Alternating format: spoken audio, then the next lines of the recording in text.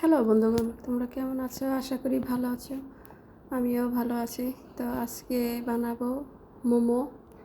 তো সব কিছু রেডি করে নিয়েছি এখানে আমি। তো এখানে আছে মাংস কুচি করে কেটে রেখেছি, রসুন, ক্যাপসিকাম, গাজর, কাঁচামরিচ, পেঁয়াজ। তো এগুলাই। তো প্রথমে আমি রসুনগুলো দিয়ে দিয়েছি, এখন পেঁয়াজগুলো দিয়ে দিব। তো পেঁয়াজটা হালকা ভাজা হলে তখন মাংস দিয়ে দিব। তো মোমোটা আমার মতন করে আমি বানাবো। তো অনেকেই তো মাংসটা কিমা করে কাঁচাই করে তারপরে মোমো বানায়, কিন্তু আমার ওইভাবে ভালো লাগে না, কাঁচা কাঁচা একটা। তো এর জন্য আমি নিজের মতন করে বানাই। তো আমি এইভাবে একটু রান্না করে নিই, তাহলে আর কি ভালো লাগে খেতে। তো এখানে আমি এই কাঁচামরিচ দিয়ে দিব, তারপর গাজর, ক্যাপসিকাম এগুলো দিয়ে দিব, আর লবণ। তো মাংসটা সিদ্ধ হওয়া পর্যন্ত একটু রান্না করে নেব। একটু ধনিয়া গুঁড়ো দিয়ে দিলাম আর কি। তো এখানে আর দেব সয়া সস, তারপর কালো গোলমরিচের গুঁড়ো। আর কিছু লাগবে না, কেউ চাইলে একটু সস দিতে পারো, ওটা না দিলেও হয়। তো যেহেতু আমি এই গাজর আর ক্যাপসিকাম পরে দিলাম, যেহেতু ফ্রিজে রেখেছিলাম, আমি কেটে সবসময় ডিপে রেখে দিই, যেহেতু এগুলা সবসময় পাওয়াও যায় না, আবার দেখা যায় যে ফ্রিজে এমনি রেখে দিলে বেশি দিন থাকে না ক্যাপসিকামটা। তো এখানে আমি এই কালো গোলমরিচের গুঁড়োটা দিয়ে দিলাম। তো হয়ে গেছে প্রায়, আর একটু হলেই নামিয়ে ফেলবো জলটা শুকিয়ে আসলে।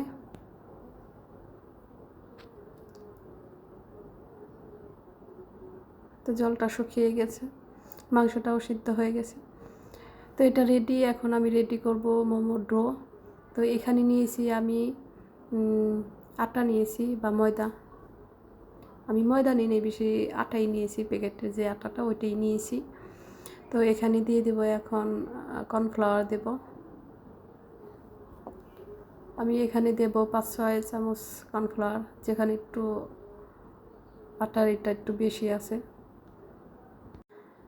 তো আর দেব লবণ, তারপর একটু গরম জল দিয়ে আমি মাখিয়ে নেব।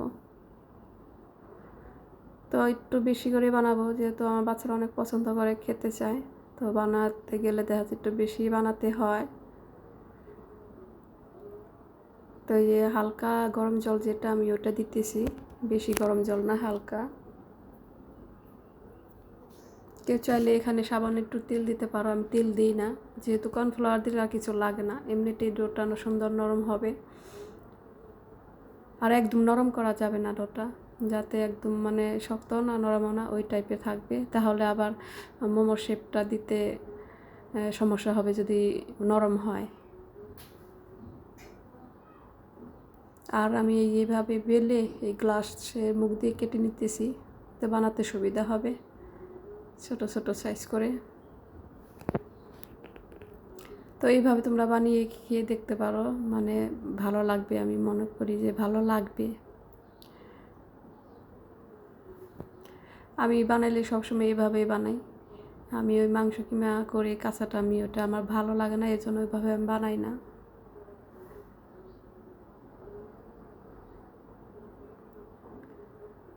তো এখানে একটু মাঝখানে হাত দিয়ে একটু করে তারপরে এগুলো ভরে নেব পুরটা। আর এখানে কেউ যদি চাও শুধু মাংস দিয়ে করতে পারো। প্রথমে আমি একটা চারকোনার ফুল বানিয়ে নিলাম। তো আমি অত পারফেক্টভাবে বানাতে পারি না, মোটামুটি আর কি, অত ভালো হয় না।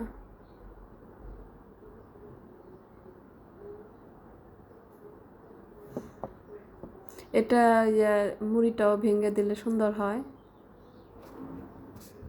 তো এখন আবার অন্য ডিজাইন করব।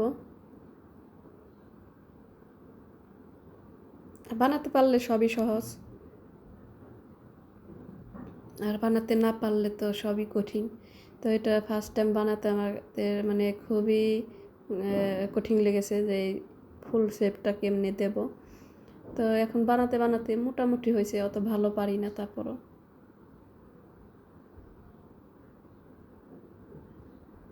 আর কি চলে, মোটামুটি চলে, অত ভালো হয় না, যাক চললেই হয়।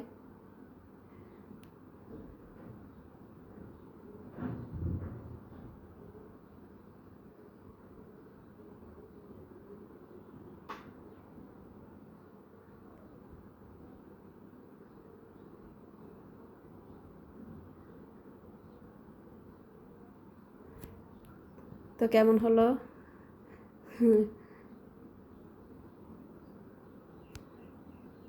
অবশ্যই জানাবে যে কেমন হলো।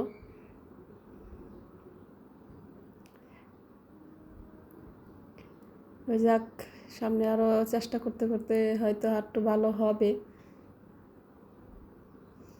তাই এই কয়টাই ডিজাইনই বানালাম আমি, তো তোমাদের সাথে এই কয়টাই শেয়ার করলাম। তো এখন সিদ্ধ করব। তো এদিকে আমি জলটা বসিয়ে দিয়েছি, জলটা বলক এসে গেছে, আর এখানে একটা জালি নিয়েছি নেটের, তো এখানে সবগুলো সিদ্ধ করব।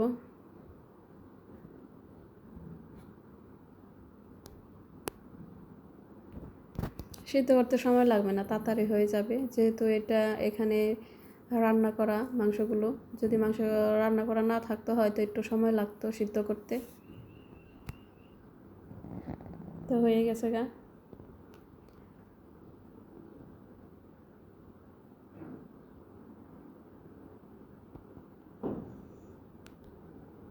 তার কয়েকটা দিয়ে দিলাম। তো কেমন হলো তোমরা অবশ্যই কমেন্টসে জানাবে যে কেমন হলো। আর যদি ভিডিওটা ভালো লাগে তাহলে অবশ্যই একটা লাইক কমেন্ট করবে। আর এইভাবে বানিয়ে খেয়ে দেখো কেমন লাগে তোমাদের, আমি যেভাবে বানালাম। অনেকেই অনেকভাবেই বানায়, এইভাবে অনেকে বানায় দেখি যে অন্য অন্যভাবে, আরও যার যেভাবে মন চায় ওইভাবে বানায়। ট্রাই করতে সমস্যা কি, সবভাবেই খেয়ে দেখা লাগে যে কেমন লাগে। তো তোমরা ভালো থেকো, সুস্থ থেকো, এবং আমার জন্য দোয়া করো, আমি যেন তোমাদের সাথে সুন্দর সুন্দর ভিডিও শেয়ার করতে পারি।